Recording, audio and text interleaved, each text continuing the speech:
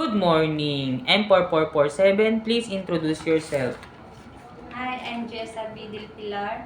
I am 28 years old. I'm happy, single mother. I have two kids, 7 years old and 4 years old.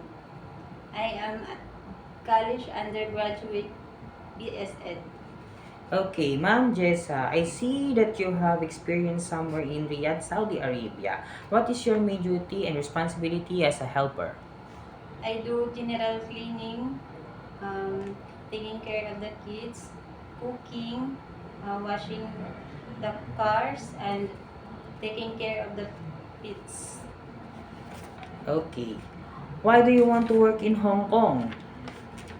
Because I want to support my family, especially my two kids, How long do you want to work in Hong Kong? until I finish my contract and as long as my employer needs my service. What did you do if the newborn is crying? I will check the baby if the baby is hungry, and I will check the baby's diaper if it's full and have a poop, and I will check the baby's temperature if it's uh, the baby is have a fever, and I will call my employer to inform them that their baby or kid has a fever. Okay. Are you afraid of dogs and cats? No. Are you willing to accept the holiday set up by the employer? Yes. Willing to work on Sunday? Yes. Are you willing to share a room with kids? Yes. Are you willing to co-work with other helper? Yes. Are you willing to learn Chinese if the family member can speak English? Yes.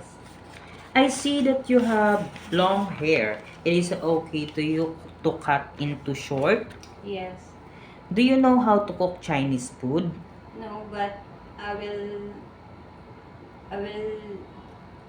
I want to learn it and watch in YouTube, and so that I will learn the Okay. Chinese.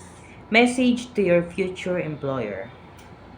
To my future employer, please hire me because I'm trustworthy and kind and obedient, and I will do my job so that you will satisfy my duty or my how I will work, and